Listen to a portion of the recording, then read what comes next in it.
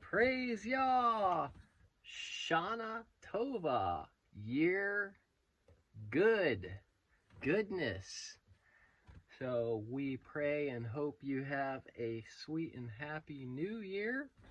Here we go. This is not a scripture reading out of the RSTNE Bible. This is actually just going to be, what do I got here? Food behind me. I'm going to explain that, but Happy New Year for those who are celebrating. And we're going to talk about the Sabbatical and Jubilee years. And we're going to start out with some music here. Psalm 1 by Left and Right Ministries. The Torah of Yahuwah. Hallelujah. Let's see. Where do I want to go on the graphics? Crown the new year with your Tova goodness. Your paths overflow with rich food. Amen to that. Blessed is the man who does not walk in the counsel of the wicked, nor does he stand in the path of sinners, nor sits in the seat of scoffers, but his delight is in the Torah of Yahuwah. But his delight is in the Torah of Yahuwah, and on his ways he meditates day and night. He meditates day and night.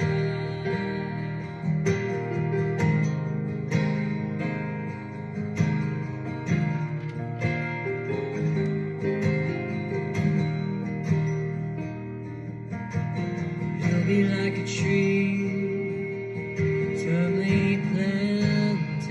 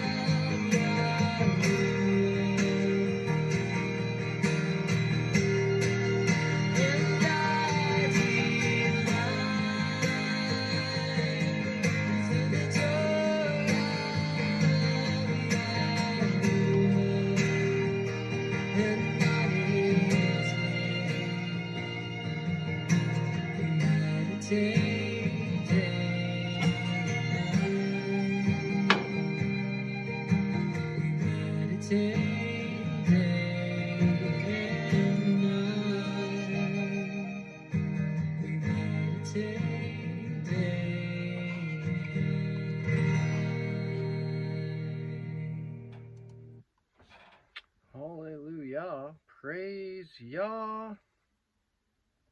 That went quickly. Shana Tova, or I think we say Rosh Hashanah Sameach in Hebrew, for head of the year happy. Or do we say Rosh Hashanah Tova, head of the year good? Maybe we do say it that way. And so, saying I'm not connected to the internet. I want to see the chat. I know I saw Gabriel came on. Blessed New Year, Tiffany. Blessed New Year, Lindsay.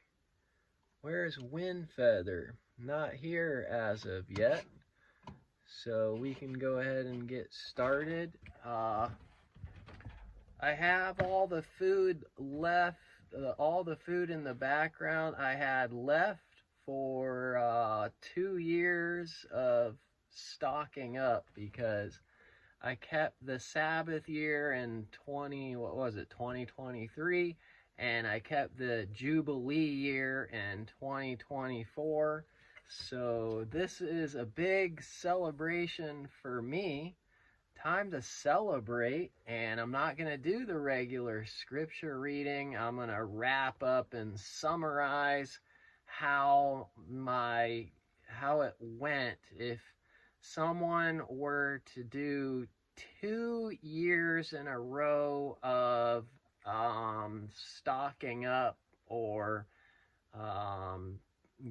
putting food away from the 6th year, will you be blessed and survive through the 7th year? And then the 8th year is the Jubilee year, or also 50th year, and get to the year after that. And I'm going to explain how that went for me. I'm going to go over it a little bit. And so there we go. Windfeather, shalom. Happy New Year, everybody. Does everyone feel as though it's a new year? Do you feel that we've made it? We got to sound the shofar here. And we will do that. And we'll open the year with a word of prayer and everything. And we'll maybe read a few scriptures about the Jubilee year. Remember, we're going to go live around noontime tomorrow, and I'll just try to go a little bit over the calendar. Tonight is not the calendar. Tonight is a little bit about the Jubilee years, and I'm not going to do an in-depth study. I'm going to try to make this somewhat short. Yes, like, share, subscribe, scan the QR code to my Linktree account for how you can support me. This will be more of a testimony night and a little bit of a tutorial for anybody later on that wants to keep the Sabbath year. I might be able to give you a few pointers of what you might be expecting. And we made it. Exactly. We made it. Lindsay says, it's a big breath of fresh air to me. Look at that. I got, I don't know, is that a good brand? Naked. I'm going to be buying fresh things again. I went 2 years without buying fresh produce at any farmer's market or grocery store. I only went off of what I stocked up, and this is pretty much what I had left for 2 years. And so I'm just going to go over that a little bit. But first, sound the shofar.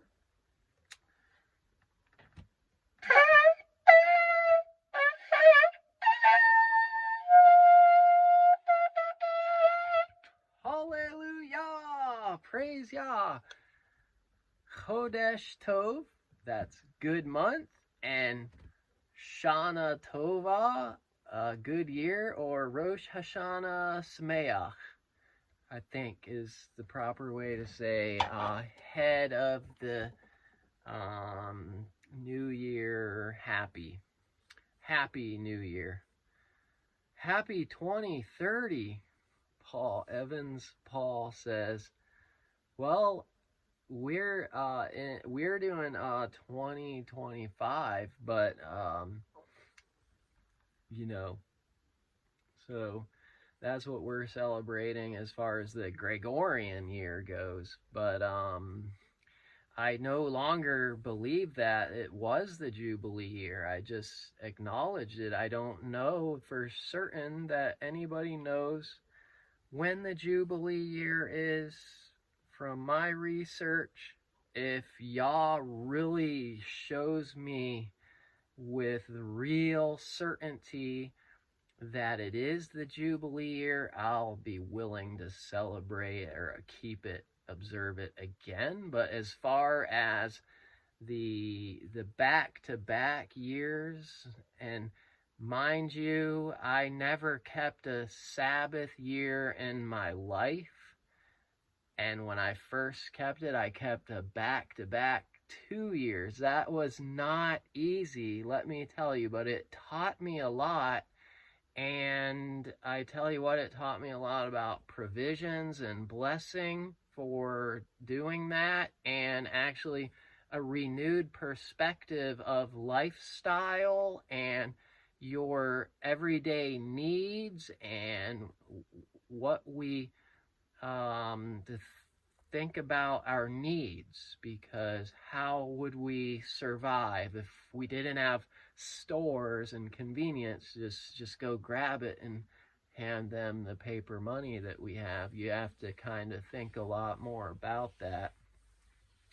Oh, you believe it's 2030 for the year of Jubilee.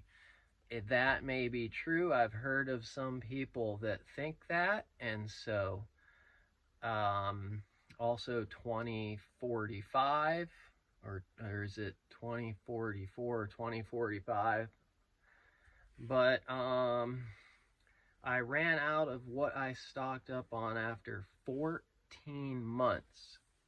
So that may happen, and I tell you what, you do need a couple grand, a couple thousand to stock up, if you're going to do this, especially for 2 years. You do need, if you're one person, a man that eats, and I did it for my son in the first year. I saved up for him. I did the full-on Sabbath year for me and my son. I only have him every other weekend, and he didn't even really notice that it was a Sabbath year. So praise Yah. I did go ahead and make purchases at the store for my son only in the Jubilee year, just not for me. And the things that I bought for him, I just didn't eat those, generally speaking. So we'll go ahead and open in a word of prayer, and we'll just kind of summarize this. So thank you everyone for being here for the new year. Let's pray.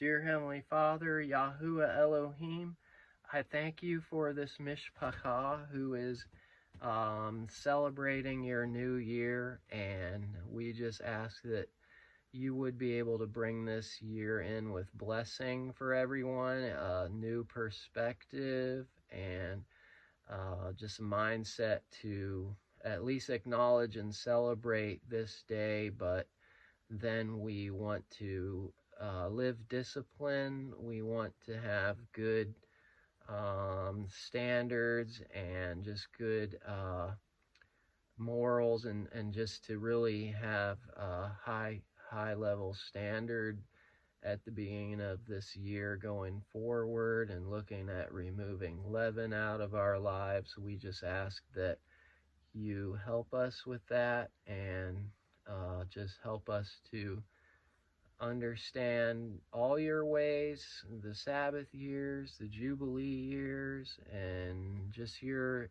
appointed times that you've given us. And we ask these things in Yahushua's name. Amen. There we go. All right. So, yes, I hope everybody feels geared up to have a good year going forward. But where do we start? I didn't get all the scriptures on the screen. I'm going to read out of the Et Sefer, and so I'm going to tell you the passages. Leviticus 25, Exodus 21, and Deuteronomy 15, if you want to turn there in your scriptures. I'll say that again. That is Leviticus 25, Exodus 21, and Deuteronomy 15 is what I'm going to read out of. And that after, let's see, what are we talking about here? At least on the screen, the Sabbath years are pretty much laid out the same as the weekly Sabbath. You have days 1 through 7. In the same way, you have years 1 through 7. And the 7th year is a Sabbath year, and you're to let the land rest. The land, the earth, the plant life, everything is to lie fallow and not be disturbed, not be tilled, and just left alone. And these years, we know, are fashioned, it's similar, very similar, laid out the same as Pentecost and counting 50 days, counting the 7 sevens. This teaches us sevening and swearing an oath, and how we swear an oath as we seven ourselves, counting up 7 weeks or 7 sevens up to Shavuot. That's the Feast of Weeks, literally, Feast of Sevens.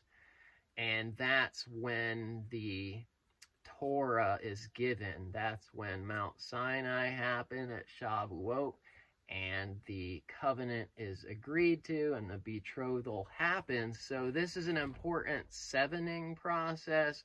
The Jubilee years and sabbatical years are the same.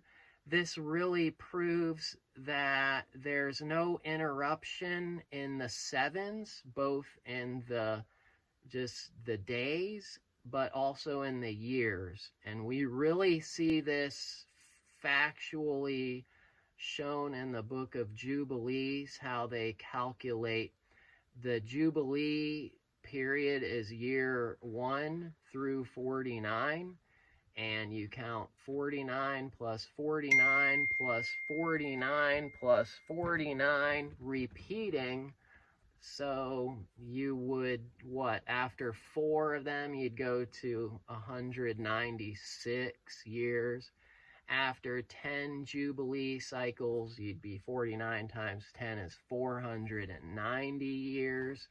And it's not 50 years. And I was confused about this at the outset. I thought that it was 50 plus 50 plus 50 plus 50. And that would bring you to 500, and then to 1,000, and all the way up to 6,000, that most people agree, and most reckonings agree, that we are somewhere close to the region of 6,000 years, or a little less than 6,000 years in history, when we calculate all the years in the scriptures. So, but the Jubilee year, it's 7 times 7 is 49, and the 50th year is the Jubilee year, but it comes back, it's number 1. It's actually, it becomes also the first year of the next count. The same way on the weeks, the 50th day is also a Sunday, or the first day of the week. It's the number 1 day of the week of the next week.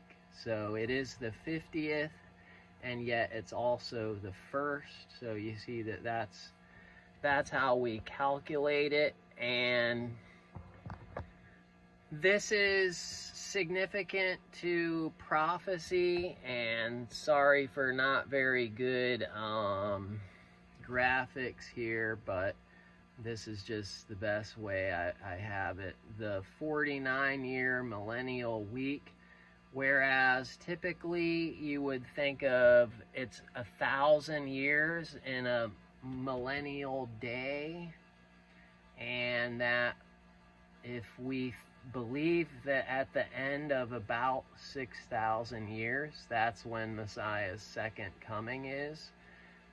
We do see evidence that some of the early church fathers believed this.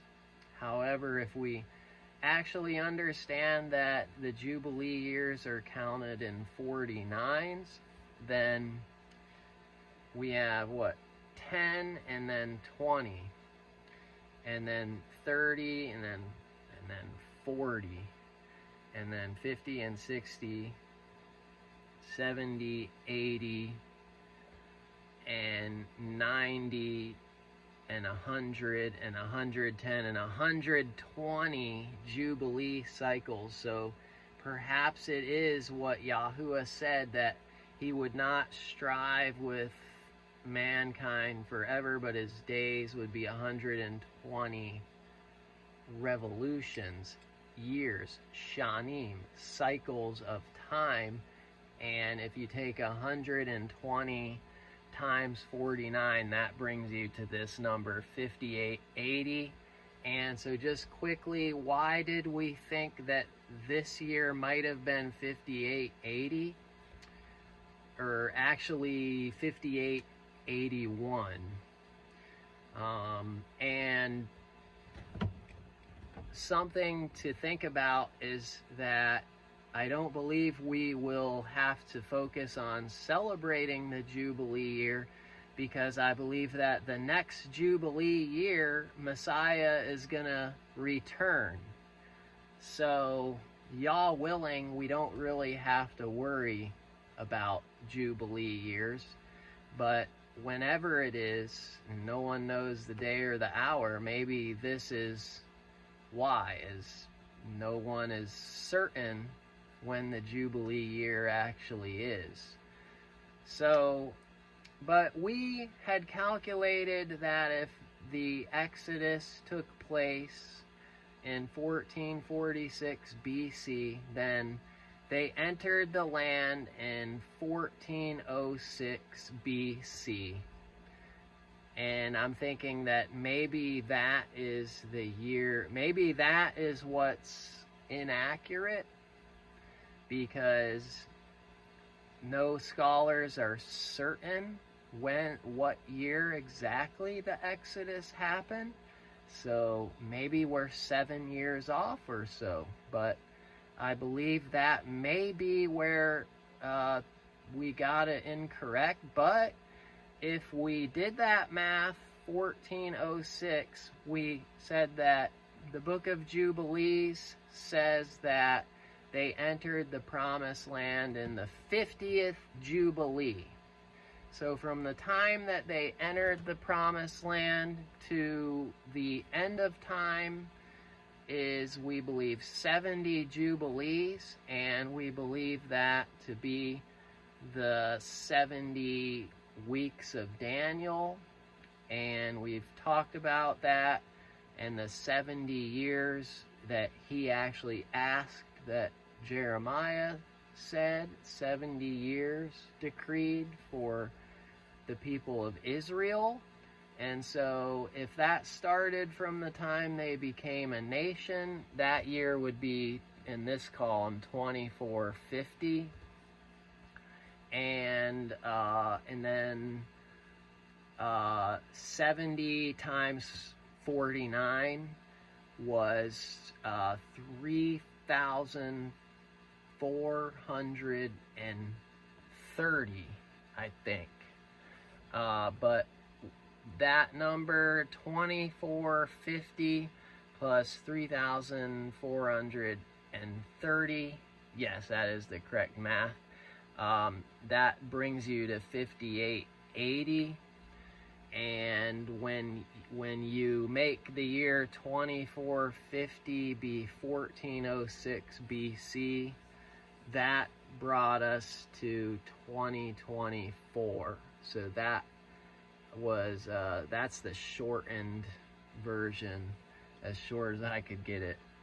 We're already pushing 30 minutes into this, but that was what we had kind of talked about, that perhaps the 120 Jubilees could be up in 2024, but that wasn't the case. But I do believe that it's important, because actually land can be defiled, or almost similar to being unclean. And it says in various scriptures throughout the Old Testament, such as this one, "Defile not ye yourselves in any of these things, for in all these the nations are defiled, which I cast out before you, and the land is defiled. Therefore I do visit the iniquity thereof upon it, and the land itself vomiteth out her inhabitants." There is certain things and abominations that can happen, like murder and blood, that can cause the land to become defiled. Isn't that interesting? And we have to ask that, have we defiled the land of America to that point where we will be spewed out of it? And then again, Leviticus 20:22, "You shall therefore keep all my statutes and all my judgments and do them, that the land whither I bring you to dwell therein spew you not out." And so that's what we're talking about. And I believe that if we keep the Sabbath years, I mean, just a few of us doing it isn't going to preserve the whole entire land. However, it very well may preserve us and bless us as individuals and cause at least protection for us as individuals. But it starts with us understanding how the Father calculates time. We see that this was the end of the judgment for Israel and for Judah.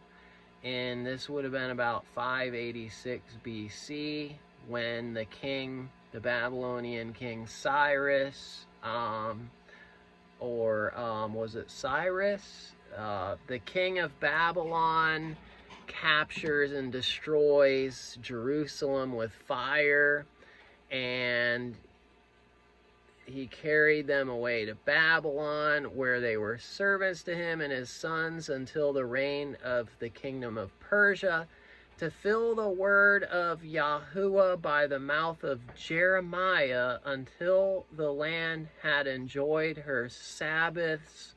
For as long as she lay desolate, she kept Sabbath, to fulfill 70 years, or 70 years. So we see that the land had to rest for the sake of the Sabbath and Jubilee years. And that's what I'm going to just go over, is how do we do that? How do we let the land rest? And I guess this is where I'll read here in Deuteronomy 15. we see that it says, at the end of every 7 years, in verse 1, you shall make a release. That's a shemitah in Hebrew, a release. And this is the manner of the release. Every creditor that lends aught unto his neighbor shall release it. He shall not exact it of his neighbor or of his brother, because it is called Yahuwah's release, or shemitah. It's called Yahuwah's shemitah. So sabbatical years are called shemitah years. You've probably heard a shemitah is the 7th year, every 7th year, and it's a release. Every 7th year, you're to release of debt, forgive debt, so to speak, so on and so forth. And so it's actually the Shana of Shemitah. Shana of Shemitah, the year of release. And this is actually, various, what do you call these people that study chronology? Chronologists, and they study current events, have seen how events and significant things actually happen in cycles of 7 years, such as stock market crashes and things of this nature. And so it just kind of reveals how events occur as a result of this 7-year process. And it reveals how Yahuwah, he counts everything in sevens. The calendar is essentially dictated by the number 7. That's the main thing that dictates the calendar, is an uninterrupted, continuous cycle of the number 7 in the weeks of days and the weeks of years. You never interrupt that. Sabbath is always going to be Friday sunset to Saturday sunset. Same thing with the years, except we don't name the years pagan names, and we haven't numbered the years really, other than it's 2025 now is about what we know. But this goes back to even just following the 10 Commandments, and they weren't in the land yet when this was first spoken. Exodus 21:2, if you obtain a Hebrew servant, 6 years he shall serve, and in the 7th he shall go out free for nothing.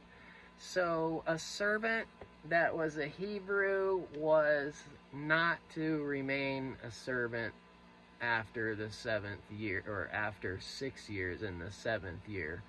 And that was immediately enacted. That shows that the sabbatical years and Jubilee years actually did apply before they were in the land, because the common thing is to think that this just has no relevance to us. It's just only for them in the land, and that's not the case. It's still how Yahuwah keeps track of time. He keeps track of it in 7s and 49s of years, not in decades and centuries, as really we think of in the pagan mindset of tracking time. But then we go to Leviticus, is the main chapter about these Sabbath and Jubilee years. So I'll just read starting in verse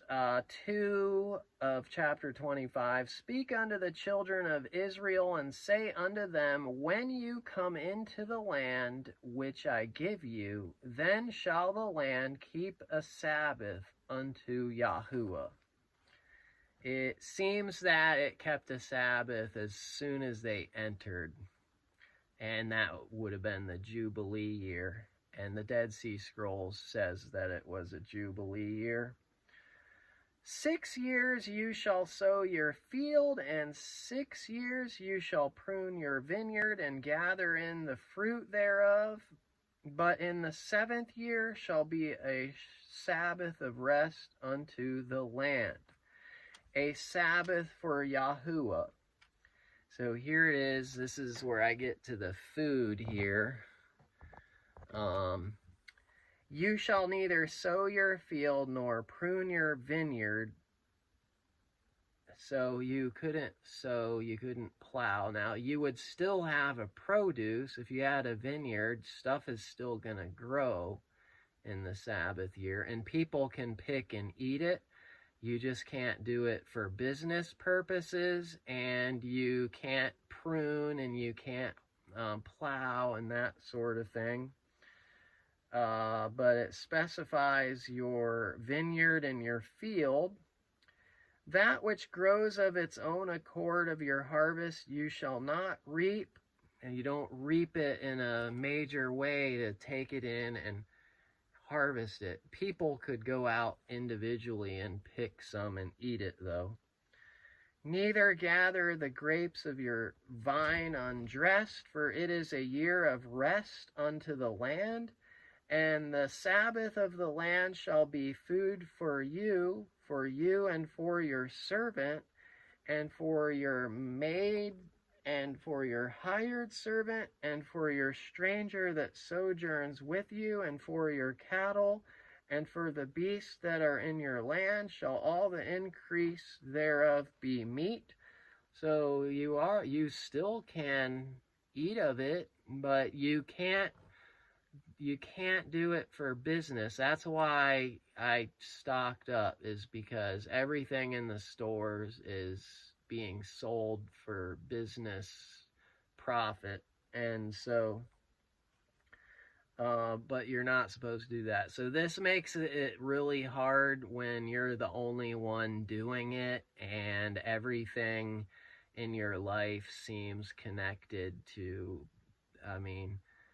all the people around you basically are not honoring this. And how do you do this almost all by yourself? So it is pretty difficult, but in my case, I really saw incredible provisions happen.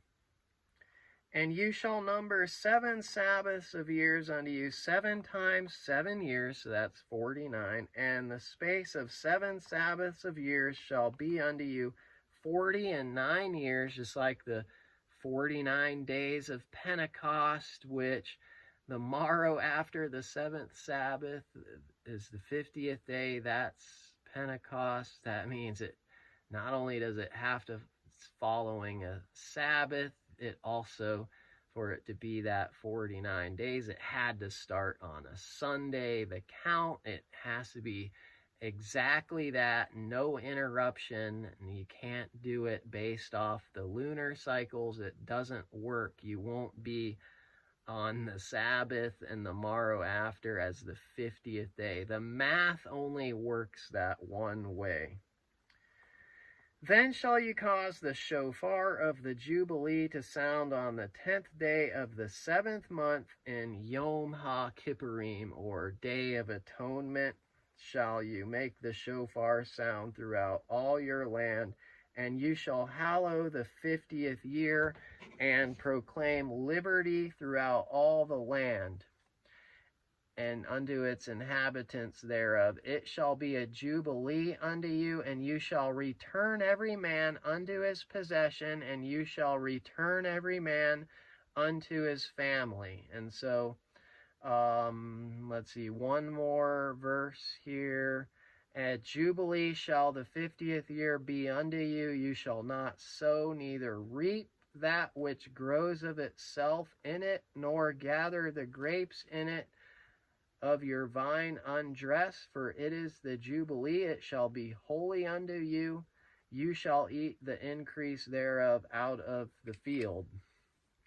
In the year of this Jubilee you shall return every man unto his possession.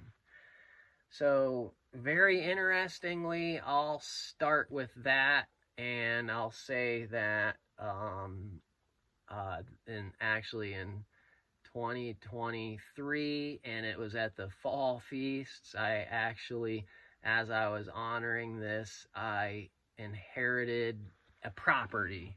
In other words, a property was signed over to me. Someone gave me the property in Kentucky, and it was as though this promise happened to me.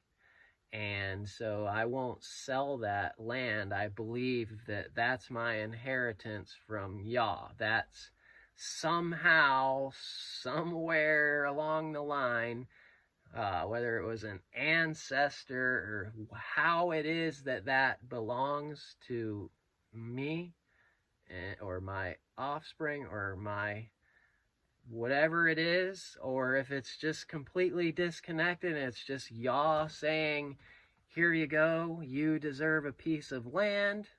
Whatever it is, that this promise came true for me as I was observing this, and that was quite astounding.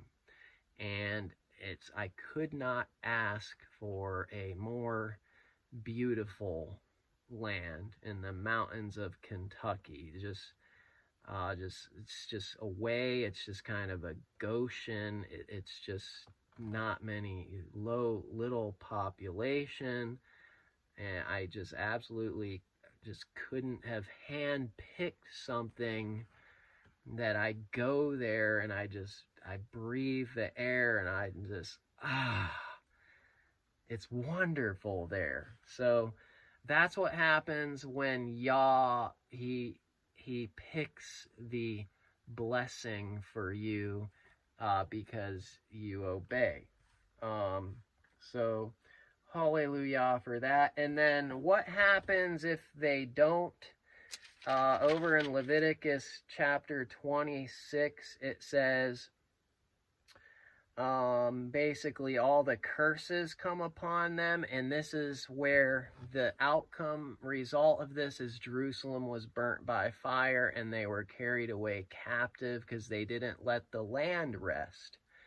They didn't observe this, so it's very important. It says, I will make your cities waste in chapter 26 verse 31, and bring your sanctuaries unto desolation. I will not smell the savor of your sweet odors, and I will bring the land into desolation, and your enemies which dwell therein shall be astonished at it. And I will scatter you among the heathen, and I will draw out a sword after you, and your land shall be desolate, and your cities waste. Then shall the land enjoy her Sabbaths as long as it lies desolate, and you be in your enemy's land. Even then shall the land rest and enjoy her Sabbaths. As long as it lies desolate, it shall rest, because it did not rest in your Sabbaths when you dwelled upon it. So the land has to rest. That's the principle here of why I stocked up in the food. And so I'll just explain this as quickly as I can. Happy New Year to Heather Miller Payne. There we go. The homeless that was there, and they left their wedding dress. Yes, Winfeather remembers that incident. And Brother John, yes, John Johnson, John Johnson Jr., that was awesome. He signed it over to me in Kentucky. There was actually homeless people living in there, and the father just said basically that I don't try and get rid of them because it was still the Sabbath year. So I didn't try to get rid of them. I just kind of let them be. I just prayed over my property, and they actually did end up leaving. So yes, I did have homeless people living in the houses on my property. Being able to forage was a lifesaver, Lindsay says, and that's maybe one of the biggest things there that is something to bring up is that, do we know how to harvest, glean the herbs of the field and things that just grow naturally for medicine? And, you know, that's one of the things. If you don't have a store where you can just get your Babylon money and go buy the things, how will you get food?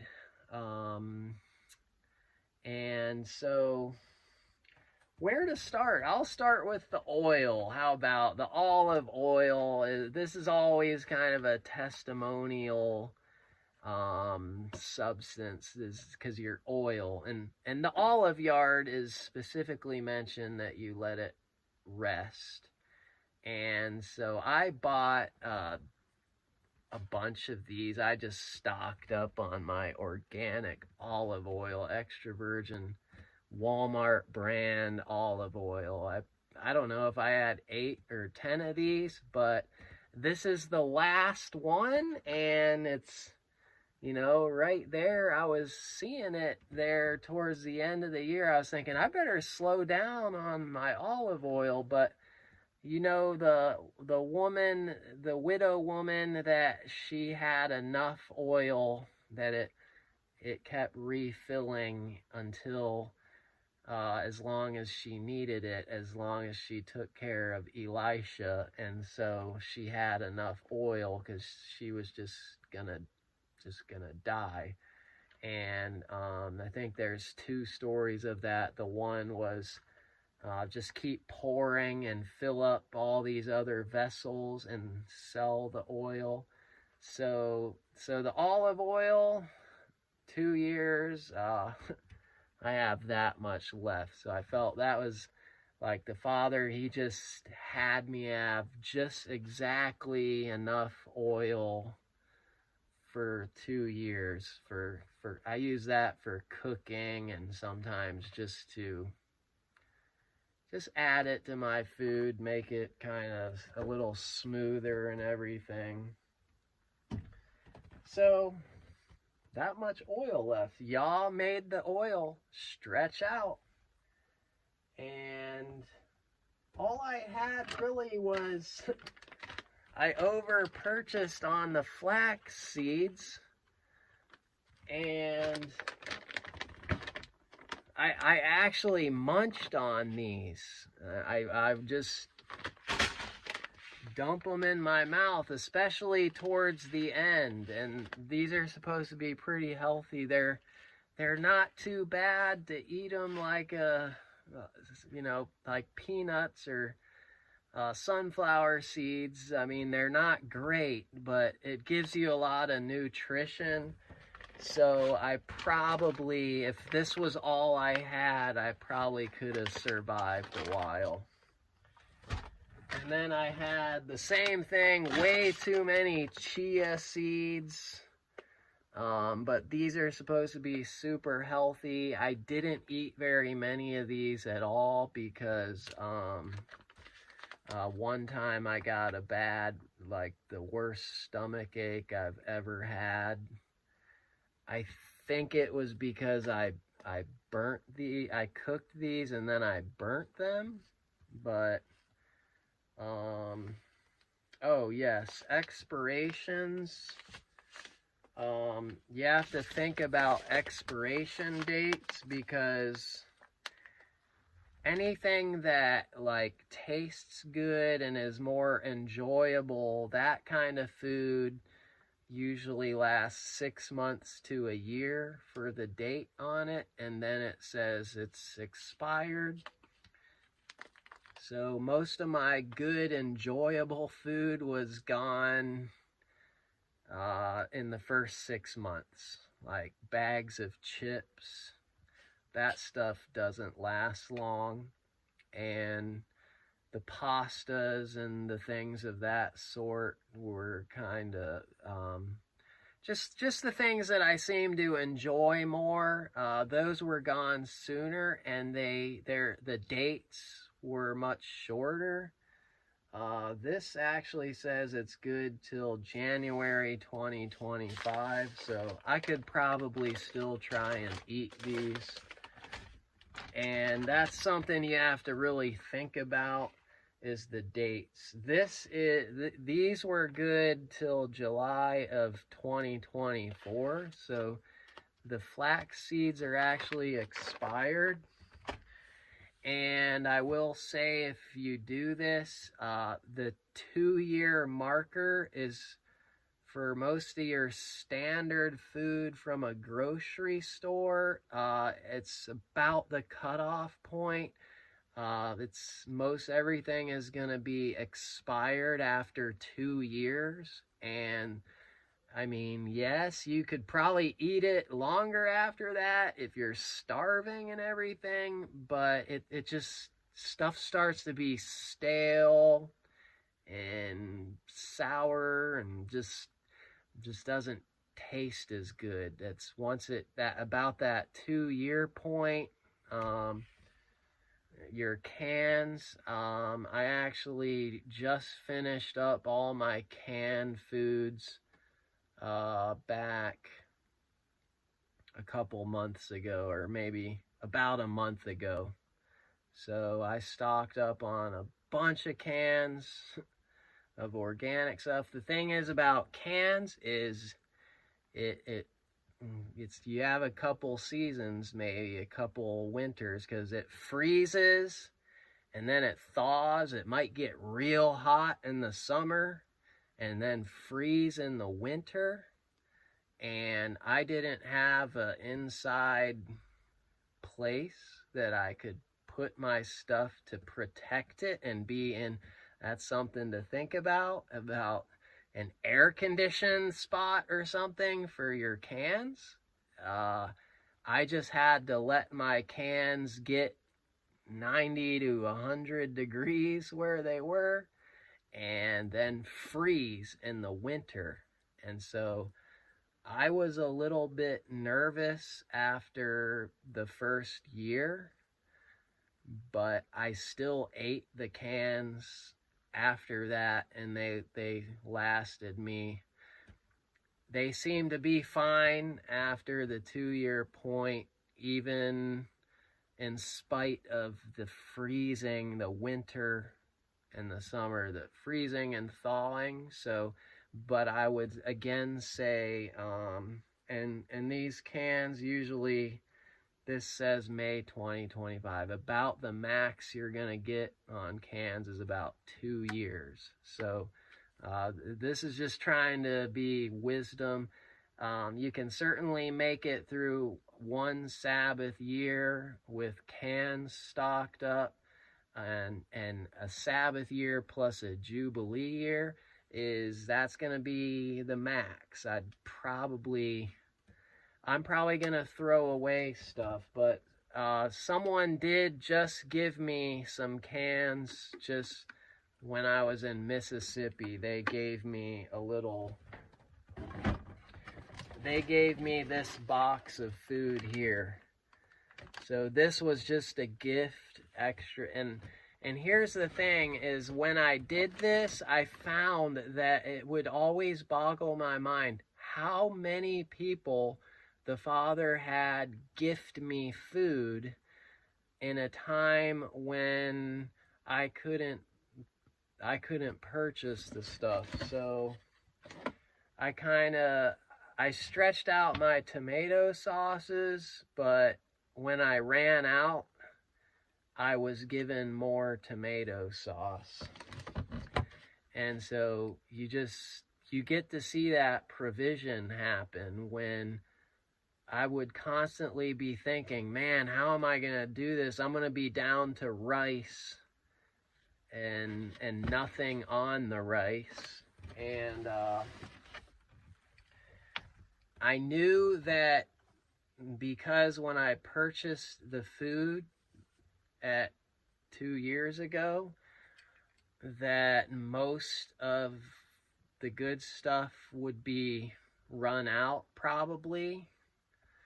And so I purposefully just said, I'm just going to buy a couple big bags of rice, and that's just something that will stay good. And so that's where I had one of these huge bags of rice left, and I knew that I'd probably be living off this towards the end, but I never opened this one. And I actually left it out in the rain the other night, so I'm not sure. I ate one whole bag of rice like this recently here at the end, and I actually looked in it, and there actually was signs of little bugs, like dead shells. I couldn't really tell if the bugs were like just one at one point, and it was kind of on the bag itself. And so I was hoping that the bugs weren't actually in the rice. And so in spite of the signs of bugs, that's another thing to think about, is food can get bugs in it. Some of my food got moth eaten, and so you have to kind of keep it protected. So I did have to throw away some quinoa and some things that the moths got into. I just kind of looked at the rice and scooped it out. It looked pretty good, but I probably did eat some bugs with that last bag of rice. So, you know, at the 2-year mark, you're really struggling. And I knew that would probably be the case if I tried to go the Sabbath year plus the Jubilee year.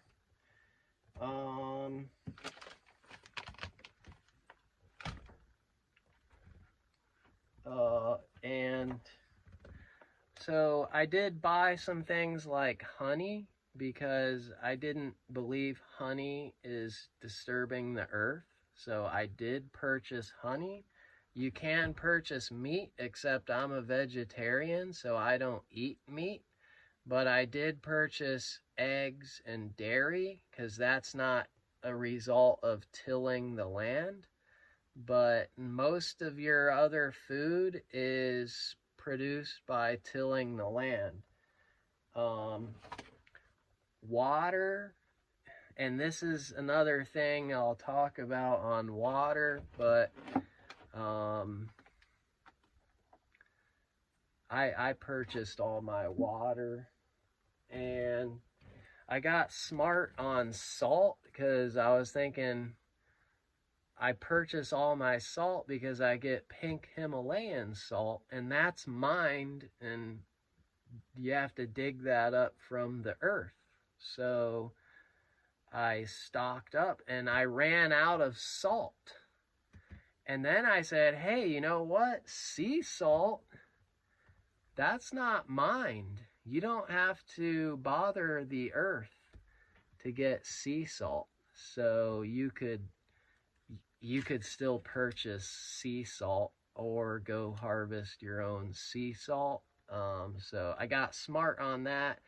Just buy sea salt, and I had salt, because I ran out of my pink Himalayan salt at about 1.5 years in, was how much I had stocked up of that. And paper goods, I mean, all this stuff comes from the earth. It's all harvested from plant products. So I actually did stock up on all my paper goods. This was given to me towards the end of the 2 years. So again, I was provided for miraculously. And then another one is really just, I got down to my last toothpaste. So I made it, but I purchased all my toothpaste. This is my last box of fluoride-free toothpaste because it's got mint in it. You know, all these products are made of things of the earth that has to be made from herbs and all that. So I did purchase ahead all my toothbrush, toothpaste. I guess I don't brush my teeth enough that I ran out, but I had one more tube of toothpaste, and I did buy all my deodorants, which I really don't want to use deodorant, but I have to sometimes. I don't like these kind of chemicals. But so I still had 2 of those left. That's just something to think about. If you don't want to purchase stuff that's made from the earth, then you have to buy all your shampoos and body wash. So I actually had 2 of these left. I had abundantly enough body wash, and so I guess I don't shower enough to use that up. But again, you pretty much have, even though that's not food, but it's stuff that it's made from the earth. So what do you do? Well, I mean, I guess you have to stock up on that. Coffee. This is from Nathan. Coffee was really strange because I kept thinking, I'm not going to rely on coffee in the Sabbath year, because, I mean, even in survival, if something went down, I don't want to be reliant on caffeine, because when my body crashes from caffeine, I'm pretty much worthless for 3 days about, where my body just, I get the painful, tingly stuff, and I just don't do well. So I wanted to not be on coffee, but it turned out that I was on coffee most of the time, and somehow people kept on giving me coffee. I was thinking, do you want me to be on this, Father? And he kept giving me signs that I should really throw it away. This isn't a need, but someone always kept giving me coffee, and I got to the end with a lot of extra coffee. So it's just kind of even in this frugal times, that things you think that you can't, oh, that'll be miserable, I'll just be miserable. He can provide your wants, as your desires, as well as your needs. So that showed me that he would also give things that I just want, on top of just like, oh, rice, like this is gonna be terrible. He also provided pleasurable things to actually, so that I didn't feel at all miserable this whole 2 years that I thought, man, this is going to be really hard. When you set your mind to obey Yah, he has a way of making it still enjoyable, still an enjoyable experience if you trust him. So that's kind of how I saw the coffee, because I know that's like a bad habit, and I do believe that I'm supposed to get off coffee. However, he showed me that he is able to provide me what I want on top of what I need. And so that's the coffee lesson. That's why I wanted to share the coffee lesson. And I just had a couple of these moringa powder for your smoothie. Whole bag of that left. Plant protein, but all this stuff it's about expired. This plant protein, it expired 6 months ago, back in about August, so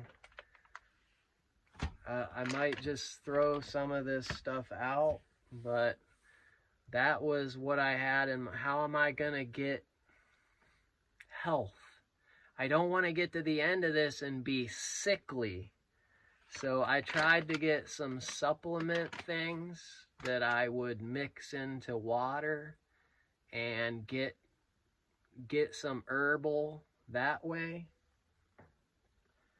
And I had plenty of tea, because I kept thinking I'll switch from coffee to tea, and I'll have tea instead of coffee. So I stocked up a bunch of tea, but I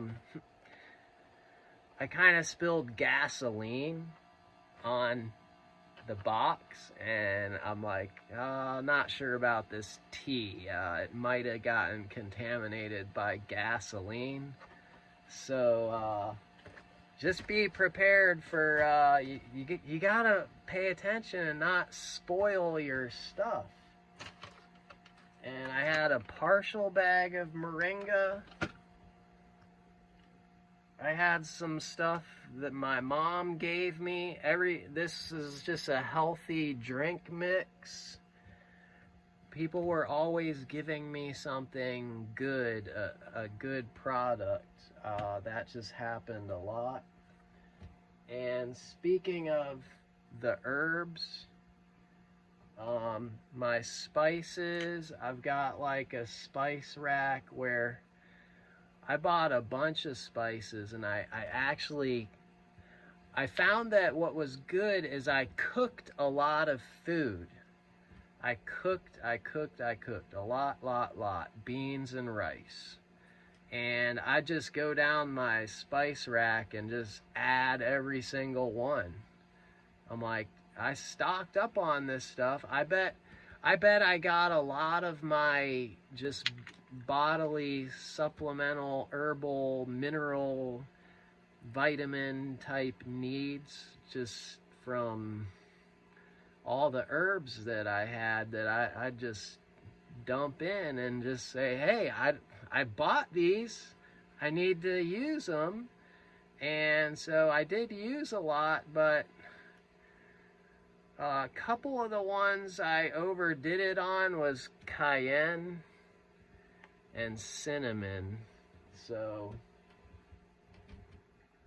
I had 2 extra cayennes and 2 extra cinnamons left. I over purchased that because I really didn't think about it. I would go and just grab stuff and throw it in my cart, because I didn't buy it all at once, obviously. I went to the store several different times, and I would just keep stocking up. But I used a lot of ginger, and ginger is really healthy, but I had 1 ginger left, so that's good. I think I probably got a lot of what my body needed that way. And the turmeric, I had 2 whole turmerics left. Another healthy thing. Your body really needs that. I mean, I don't know how much nutritional value is left in it when it gets old, but there's still some nutritional value in there, and I'll bet that's a lot of what kept me feeling good, is that I just dumped those in my meals. Try and give it some taste, you know? Oh, I guess I had 3 extra cayennes and cinnamons. So I know cayenne is really good. It can, if you're having a heart attack, and you can have cayenne, and a lot of things cayenne is good for. Just medicinally, it's good for your metabolism and these types of things. And I'll share on the cleaning wipes. My mom actually gave me these Armor All, or for the interior of your vehicle. I purchase all my wipes ahead. I wipe down in my camper because it's a small area. But I was gifted one of these, and I just used that up towards the end. And it just, you know, something cleaning that kind of scrubs dirt clean and all that. So I just stretched out the wipes I had till the end, because I didn't want to purchase this stuff if I didn't have to. And I think that's about all. So I wanted to talk about a couple things about lifestyle.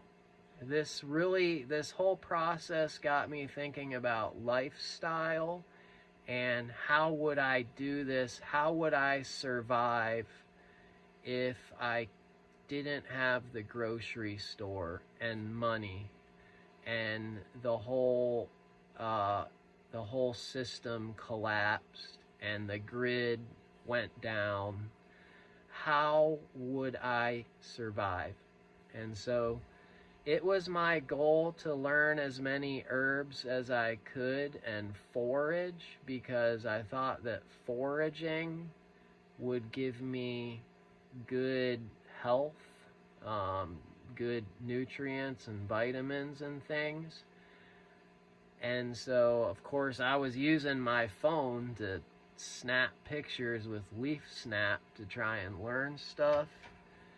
And just me, with someone who's had allergies in the past, I do kind of have a bit of a fear. And someone told me the way that you need to do that is grind it up with a pestle and just put a little around your lips, see if you react, wait a day, and then take a little and just a little on your tongue and eat, you know, make sure you're not going to have an allergic reaction. And so I did eat some herbs that I learned, but ultimately I didn't do as good as I wanted to.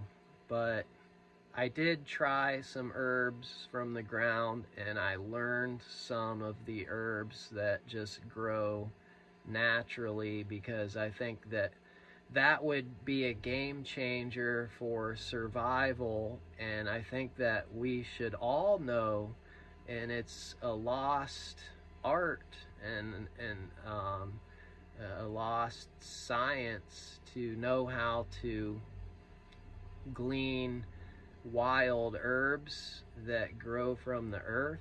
And Lindsay knows a lot about that. Lindsay actually could make herself salads, and my friend Mariah knew, and she taught her daughters, young girls, how to pick the dandelions, and she would make dandelion fritters. Oh my goodness, those were so good. So, yes, as a paste makes sense.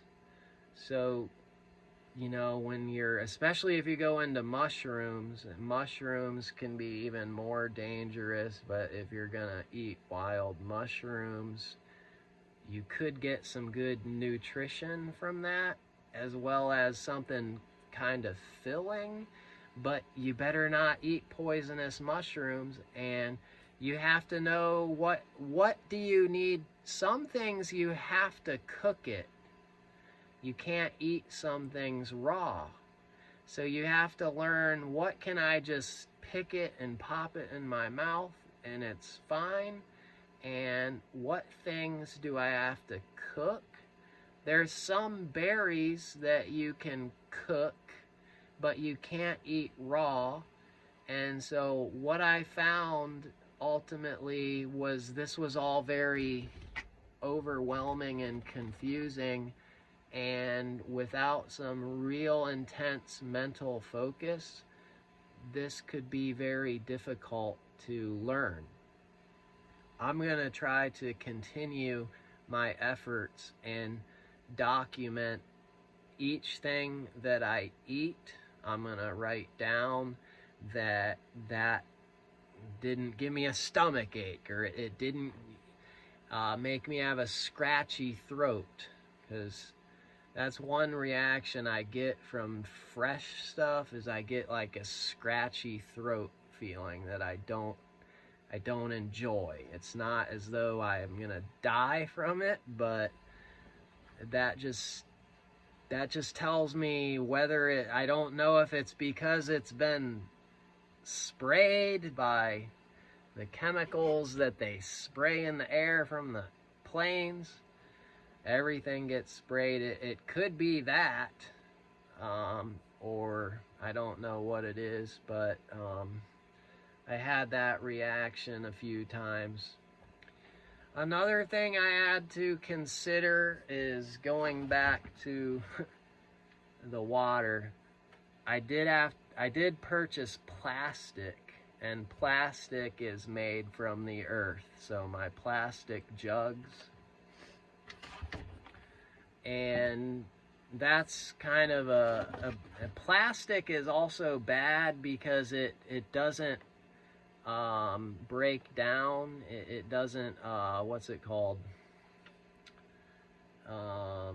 naturally, biologically break down, and so it just kind of stays both in your system of your body and in the system of the earth. It's a fuel-based product, and I mean, if you can just stay away from plastic as much as possible, the better. But plastic is made from fuel-based things, so it's out of the earth, and that, of course, plastic for the honey. And there were some things that thinking back, I'm thinking, well, how would I do this? If I were to really do this perfectly, what about gas? That's one thing I thought of, is every time I purchase gas in my automobile, where do you think the fuel came from? The earth. It's been dug up and pulled up and drilled up out of the earth. So that's breaking the Sabbath year every time you fill up and buy gas. So I wondered if, well, are automobiles even really, is that something that we're supposed to get out of the earth? Are we supposed, it had me thinking, am I supposed to be Amish here? Should I go back to horse and buggy? Perhaps. Ideally, I would. I don't really want to have an automobile. You have to be in their system with the driver's license, the license plate, the insurance. I'd just rather be able to not be in that system. I would, in a sense, I'd love to be Amish, but the Amish are the people who could teach you all these things. If someone's gonna survive, it's probably gonna be the Amish people. If the grid goes down, it won't be easy for anybody, because everything is just handed off the shelf to us. But most of what they hand us is GMO. It's already genetically modified. It's already, the nutrients are extracted and cooked out and processed out. Most of what you're getting in the stores is not good anyway. So I think that this process made me have to really think about, how do you do this on your own? And it takes you back to Israel, because they relied on their agriculture. and growing their own food. And that's what we are supposed to do. So I believe that that's very important, is to be thinking about how to make your own food, how to grow your own food and have a garden and all of that on your own land.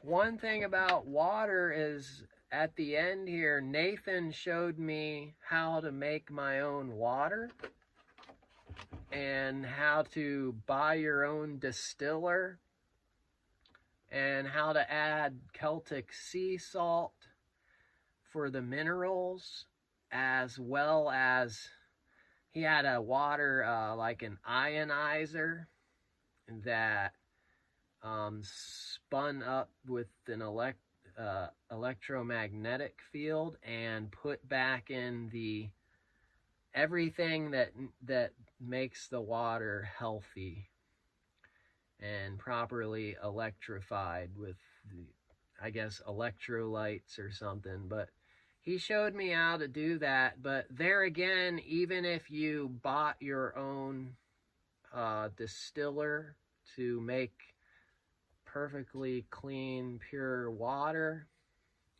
you're still relying on electricity. So how would you do these things if you didn't have electricity? And you're back to Amish people again. And this is what I really ultimately wanted to talk to people about in relation to the Sabbath year, where you're removing yourself from that system. Even though I did kind of cheat a little bit, I went to homeless shelters a few times and got the food for homeless people, and I could qualify for that. If anyone can really kind of qualify to get the homeless food, I'm low income. In a way, I'm homeless. I just have my van and camper. I'm not completely homeless, but in a sense, throughout this time, I was homeless. And the houses that I do have are not livable. So, but that might be something some people can do. There's always, in this country, there's handouts. There's a lot of food that gets handed out with just for poor people and homeless people. You don't have to necessarily be homeless. You can just be less fortunate, low income. And if you're low income, you can usually qualify to get some food. But, where was I? Electricity. Oh, yes, water. You know, you see in the scriptures that, what was it, Gideon and his men, the men who bent down at the brook and did the water this way? One thing is that we, again, are not trained. And I believe that we need to know how to get water and drink water. And we've been made to be so scared that you'll get diphtheria or whatever it is, the sickness that you can get from drinking water straight out of the brook. And you could get really sick, almost to the point of death, if you get that sickness. And it's not pleasant, and you're just like puking your guts out and both ends, you know. But in reality, in the scriptures, what you see is they went to a certain place and the water was bitter. They couldn't drink it. And Moses threw the log in. It purified the water. The Israelites knew how to go to a water source at a brook or a spring and just drink the water. They didn't have all these fancy water filters to take everything out of it and not get a little bit of dirt in it and all these things. They just simply knew what kind of water is safe, and you just taste it and spit it out. Oh, that's not drinkable. You can taste that it's not drinkable. And so I think that we as people in this country, we rely so much on the fluoride water and chlorinate it, clean it with chlorine and all these chemicals that they say this is safe. You won't get sick. Go ahead and drink this stuff. We put all these chemicals in it to make it safe for you. Well, really, I believe it's much safer. And I'm not giving any kind of really medical advice, but I believe that we should know how to either collect rainwater, or we should know how to find a spring near us, a natural spring, or we should know at least some simple kind of filtration system that would clean maybe rainwater. We should know how to drink water, and we should overcome that fear, because that's what we see in the Bible is they just trusted the natural water sources. They just drank it. At the end of the day, what are you going to do if, well, out in the desert, there's no water.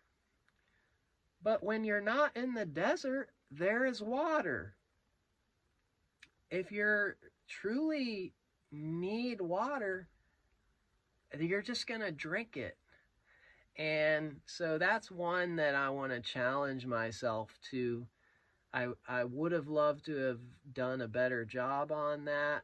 I do know how to find spring water and water that kind of filters down the mountain, and it kind of drips off. You can catch that. It's actually the earth functions like a filter.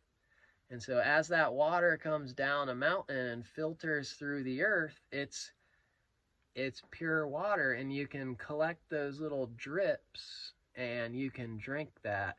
I have learned some of that, and I believe that I could probably survive with, I've purchased all my water for 2 years. But think of all that money.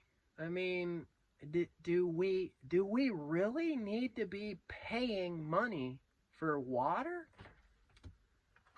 Because at the end of the day, what if you don't have money? What if you can't just go to a store and buy clean drinking water? Will you know how to get water? And that's a major one that I wanted to highlight. I think that we need to know these things, and I want to challenge everyone to learn. And this is the end. That's an hour and a half. I'm not going to prolong this, but that was what I wanted to talk about for tonight. I'm not sure how to sterilize water, but there's a technique to it that you can do with natural remedies of the earth. Exactly. Filter it with charcoal, dirt, and brush. Yes, there are ways, and I think that we should know. I actually don't know for certain how to do it. Another one, this is one that I know about, is with water that would otherwise be drinkable, just beside the little river and the brook, because toxins can be washing down, or animal could have pooped in the water upstream or something, and that's where you might get sick from the water. But you can just dig a hole right beside it, and it filters through the dirt, and that hole will fill up with water, and you can drink water that way. So you can just dig a hole. Actually, that's how they did it in the Bible. Remember when the water was turned to blood? They dug beside the water, and they had to filter out the blood out of it to be able to drink it.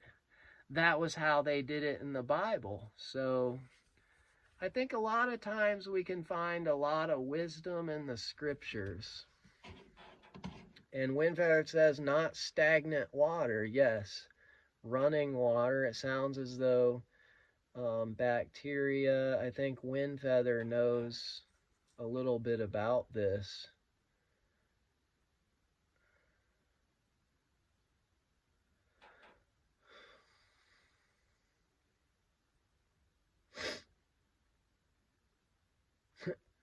Limited income? No, I'm low income.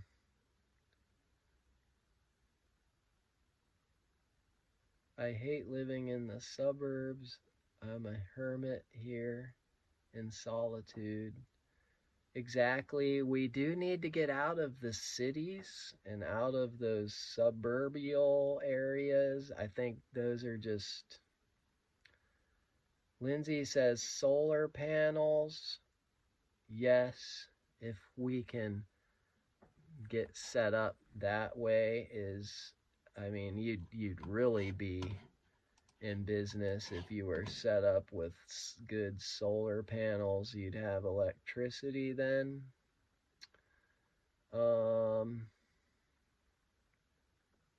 They sew everything by hand. Can we make our own clothes? I mean, we are way off, but the Amish, they know how to do that.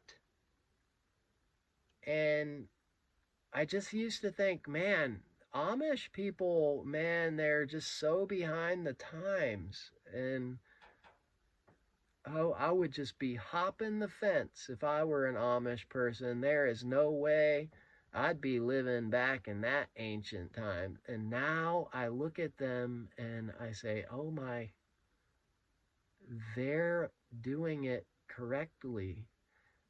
They're teaching their children actual real survival off of what Yah gave us and what he expected us to do and learn with our own hands. So yes, they do the whole thing. They make their own plain Jane clothing. I'd love to live with horses much better than our vehicles. And Gabriel says, I mean, think of the pollution. Are we really, if Yah cares about the earth to rest and to get this natural state of where it's supposed to be, is all this pollution really of Yah that we create through automobiles? I don't believe that all that pollution is a natural thing. And then you think about how we're actually in this wonderful glass terrarium, and how the gases and everything how that works, and people can reproduce that, and inside a glass globe, stuff can grow lushly, and it just keeps, the water goes up and it recycles, and it goes up and waters, and stuff can grow and live inside that enclosed space. But when you think about how, well, what if we pollute that and we have the dome above us, and we push out all this pollution into the air, and that's what's happening. So I think that really probably any of this technology and the 5G towers and all this is probably none of that is really of Yah.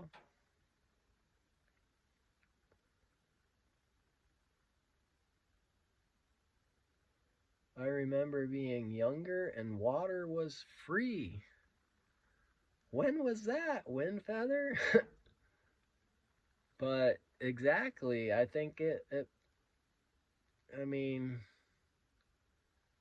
there'd always be a drinking fountain or something, or a well. I mean, what about a well? A lot of us could have a well. That's another thing, they dug their own wells in the Bible. Remember, Abraham dug the wells. Do we have any clue how to do that? So these ancient people were way more intelligent, way, beyond us. So Happy New Year, everybody. Lindsay said, should have gone Amish for a year.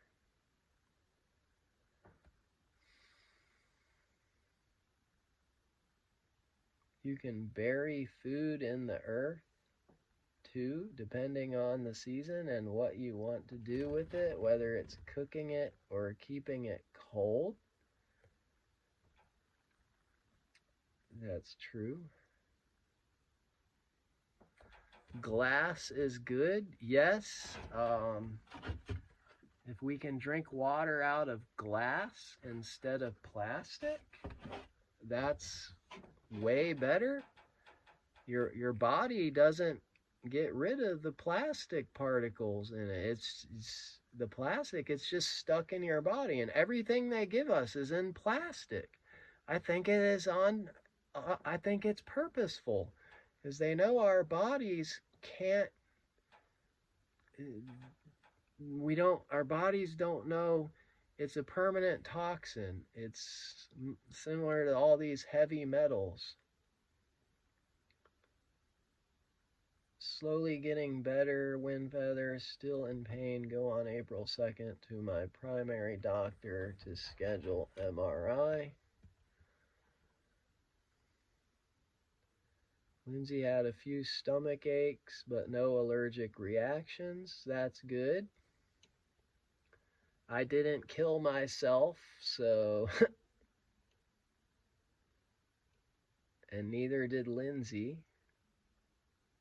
I've been eating red bud blooms. Red bud is a good one. That's an easy one, and it tastes good, and that's blooming at the moment. And dandelion for the past week. That's awesome, Lindsay. And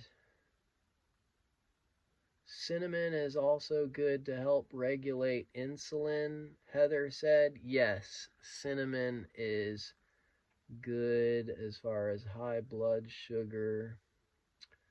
Cayenne is so good for you. I do believe cayenne is just good for blood flow in general. It's very healthy.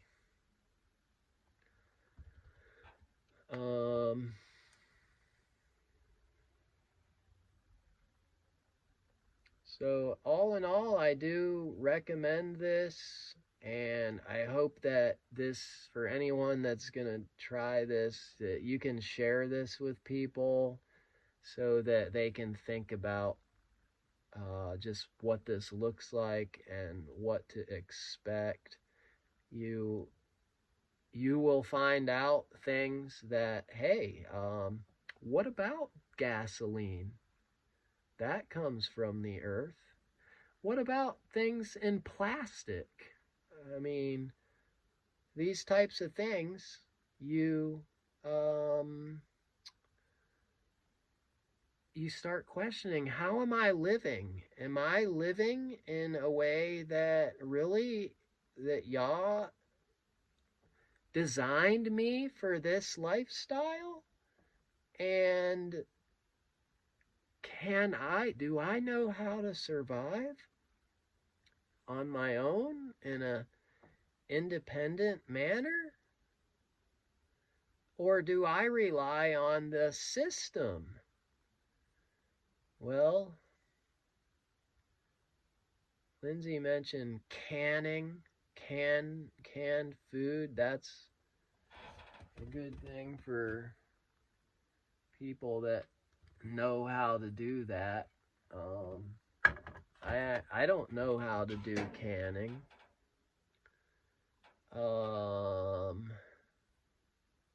I'm just trying to check the chat here.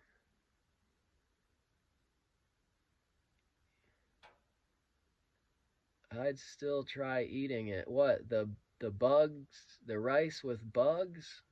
I mean, once you cook it, you're not going to know if it's a bug or a piece of rice, really. And,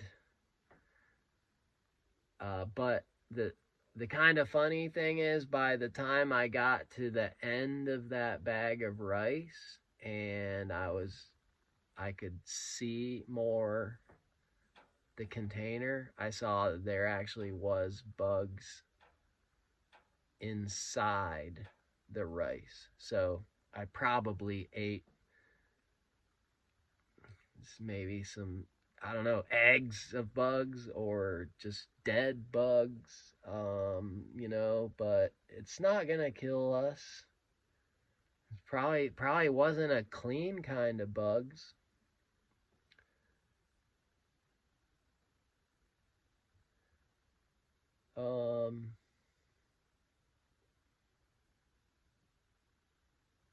Windfeather said your sister was a fanatic with expiration dates. I've eaten food 5 years old.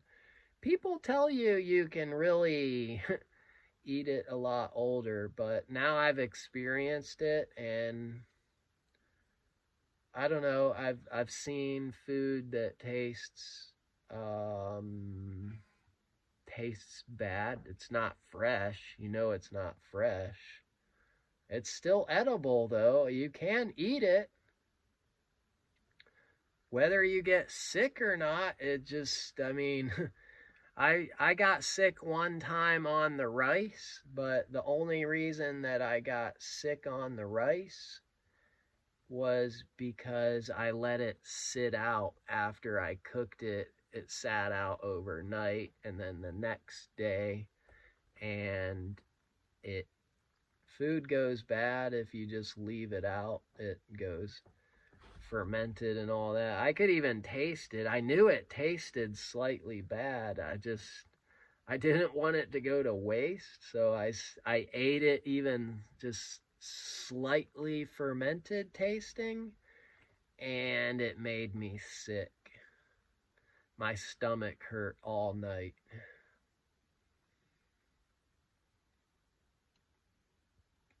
So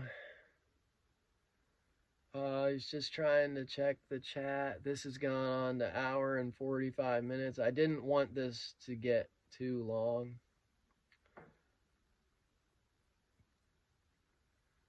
But I think Lindsay might have fallen asleep.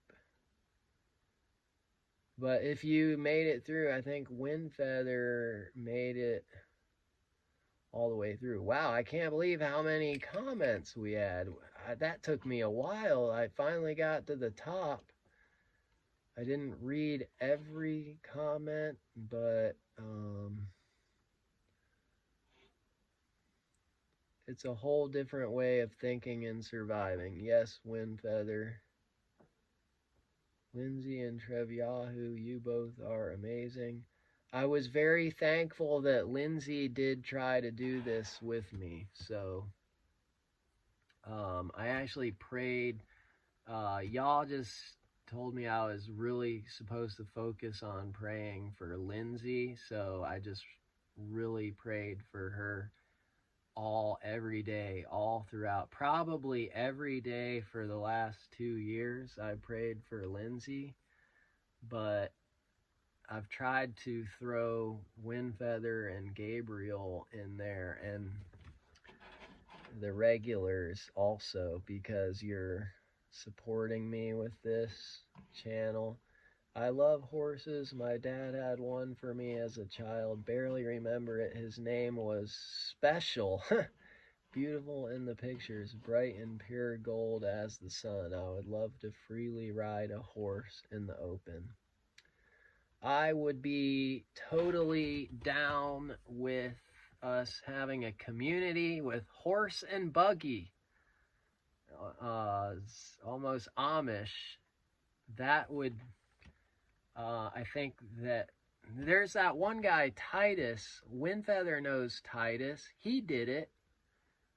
He used to have a driver's license and a social security number and card and birth certificate, and he just destroyed them and just removed himself out, and he only wears kind of just plain Amish looking clothing. He a lot of times doesn't wear shoes. He doesn't drive an automobile. He keeps the Sabbath. Just a lovely person, in my opinion. But that was, he's an example. He is on YouTube, and you can just kind of see how he has his testimony of how he just kind of believed that was what he was supposed to do. And so he just lives on the farm with the horses and does the horse and buggy, doesn't have a driver's license, doesn't have a social security card, none of that. He's just out of the system. So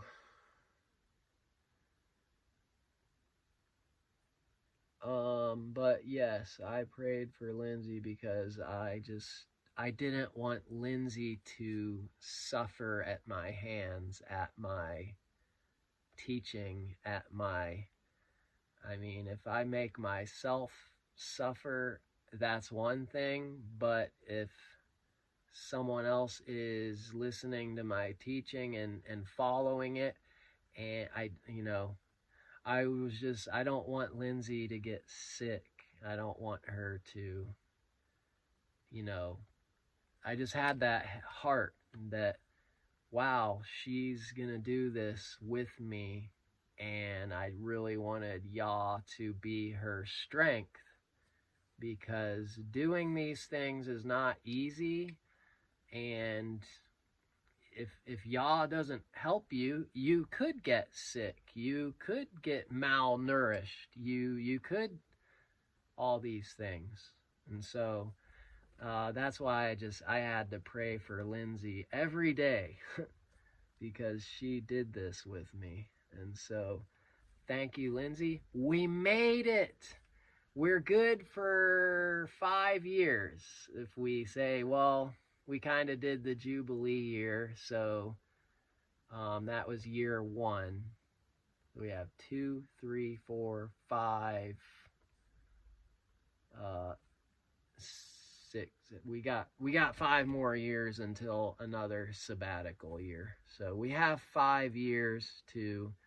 I actually want to keep learning. I want to keep learning foraging and how to drink water in the wild and not purchase water, and perhaps get my Kentucky property set up and already ready, so that I already have a location that's set up, and if the grid goes down, I'm prepared. And we should all do that. Lindsay lost 30 pounds, but my heart grew a lot through it all. Wow. I noticed that, Lindsay, you looked so skinny in some of your pictures. I thought, oh no.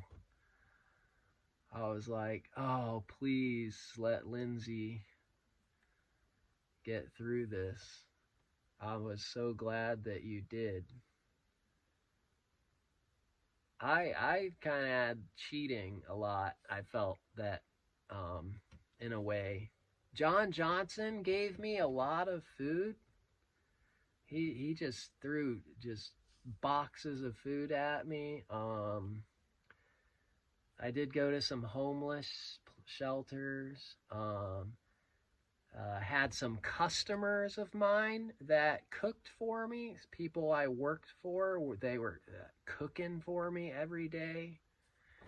And the other thing I did do is I broke the no purchasing thing for the sake of the feast days, because I believed that Yah wanted me to use my tithe and my money to have a good feast and not just rice and beans. So I did buy some goodies for the feast days. That was an exception. But I didn't do that in the first year. I only did that in the Jubilee year, the second year.